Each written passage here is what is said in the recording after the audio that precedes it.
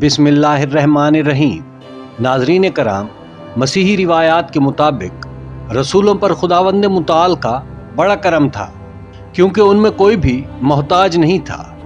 اس کی ایک بڑی وجہ یہ تھی کہ جو لوگ بھی مسیحیت کے دائرے میں داخل ہو رہے تھے وہ مسیحیت کے پرچار کے لیے اور اپنے مسیح بھائی بہنوں کی مدد کے لیے اپنے گھروں اور زمینوں کو بیچ کر رقم حضرت عیسیٰ علیہ السلام کے قدموں میں ڈال دیتے اور حضرت عیسیٰ علیہ السلام رقم تقسیم کر دیتے۔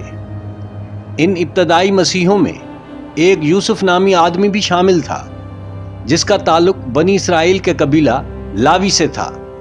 اس نے اپنا کھیت بیچ دیا اور اس کی رقم حضرت عیسیٰ علیہ السلام کو لا کر دے دی۔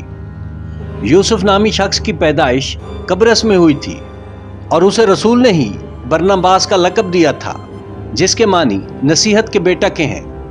اس شخص نے بھی انجیل مقدس کو تحریر کیا، جسے انجیل برناباس کہا جاتا ہے۔ ناظرین کرام، ہماری آج کی یہ ویڈیو انجیل برناباس اور واقعہ صلیب کے بارے میں ہے۔ انجیل برناباس میں واقعہ صلیب کو کس طرح سے بیان کیا گیا ہے، اس ویڈیو میں ہم آپ کو تفصیل سے بتائیں گے۔ حضرت عیسیٰ علیہ السلام کی پیدائش حضرت موسیٰ کے زمانے سے 1400 سال بعد ہوئی۔ اس درمیانی 1400 سالوں میں انبیاء کرام آتے رہے، بلکہ اس دور میں کوئی بھی ایسا زمانہ نہیں گزرا کہ بنی اسرائیل یعنی یہود کے درمیان کوئی نبی نہ رہا ہو۔ اسی درمیانی دور میں حضرت داؤد اور حضرت سلیمان علیہ السلام جیسے عظیم المرتبت انبیاء کرام بنی اسرائیل پر مبعوث ہوئے۔ اللہ رب العزت نے یہودیوں پر بہت کرم نوازی کی، مگر یہ لوگ اپنی حرکتوں سے باز نہ آئے اور اسی وجہ سے کئی بار ان کا وسیع پیمانے پر قتل عام ہوا، حتیٰ کہ انہی کی وجہ سے فلسطین پر حضرت عزیر علیہ السلام کے زمانے میں بخت نصر نے حملہ کیا اور ہزاروں لوگوں کو قتل کر دیا اور بیت المقدس کو بھی شدید نقصان پہنچایا، اور تابوت سکینہ بھی اسی حملے کے بعد غائب ہوا۔ ناظرین کرام، ان شدید حملوں کے بعد بھی یہودیوں نے کوئی سبق نہ سیکھا، بلکہ ان حملوں کے بعد ان کی حالت تو بد سے بدتر ہوئی ہی تھی، مگر ان کی دماغی حالت بھی بدتر ہو گئی اور انہوں نے کئی انبیاء کرام کو شہید کرنا شروع کر دیا، جن میں قابل ذکر حضرت زکریا علیہ السلام اور حضرت یحییٰ علیہ السلام تھے۔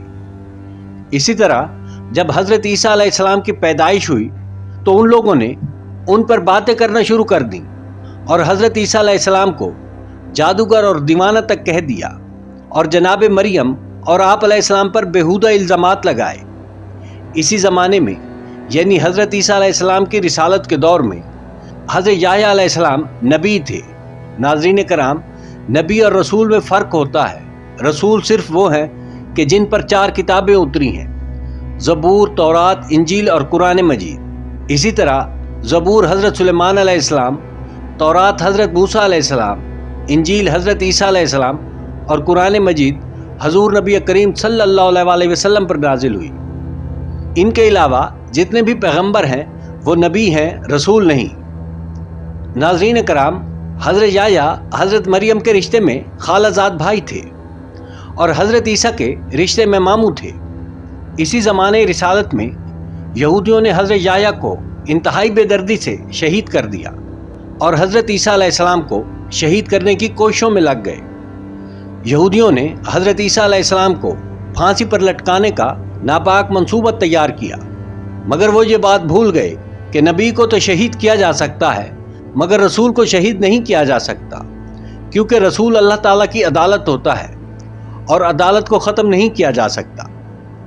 اس زمانے میں فلسطین پر رومن بادشاہ دقیانوس کی حکومت تھی، جس نے یہودیوں کو اجازت دی ہوئی تھی کہ وہ اپنے مذہبی معاملات تورات کے مطابق حل کریں، اور اس طرح ان کی اپنی ایک مذہبی عدالت بھی تھی جس کے فیصلے کا رومن بھی احترام کیا کرتے تھے، اور اس عدالت میں رومن کسی قسم کی کوئی مداخلت نہیں کرتے تھے۔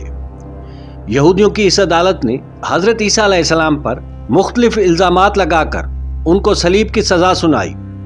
حضرت عیسیٰ علیہ السلام کو اللہ تعالیٰ نے آسمانوں پر اٹھا لیا اور ان کی جگہ وہ شخص صلیب پر چڑھ گیا جس نے حضرت عیسیٰ کو سازش کر کے گرفتار کرنے کی کوشش کی تھی۔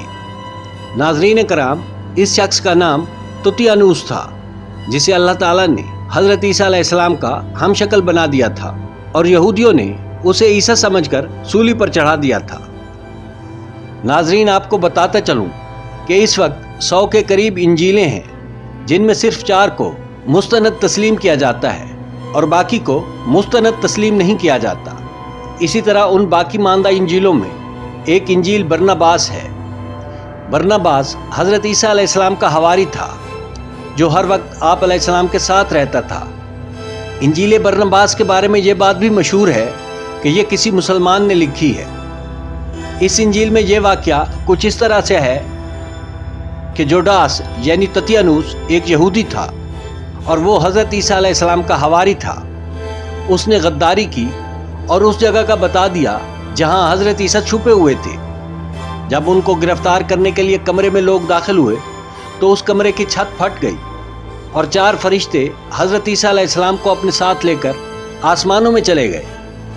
जोडास की शक्ल बदल गई और उसकी शक्ल हज़रत ईसा अलैहिस्सलाम जैसी हो गई। लोगों ने उसे हज़रत ईसा समझकर पकड़ लिया और सूली पर चढ़ा दिया। इस तरह जोडास को उसकी गद्दारी की सज़ा मिल गई। नाज़रीन कराम, ये सारा वाक़या इंजील बरनबास में है और ये कुरान मजीद के बयान करदा वाक़े के करीब तरीन है। इसीलिए बतौर मुस्लिम हमें यकीन है कि यही असल वाक़या है। नाज़रीन, इस बारे में अगर आप तफसील जानना चाहते हैं तो इंजील बरनबास का उर्दू तर्जमा मौलाना अब्दुल हलीम अंसारी साहब ने किया है, जिससे आप बाआसानी ये सारा वाक़या पढ़ सकते हैं। नाज़रीन, आपको ये वीडियो कैसी लगी कमेंट में ज़रूर बताइएगा। चैनल को सब्सक्राइब कीजिएगा। वीडियो देखने का शुक्रिया।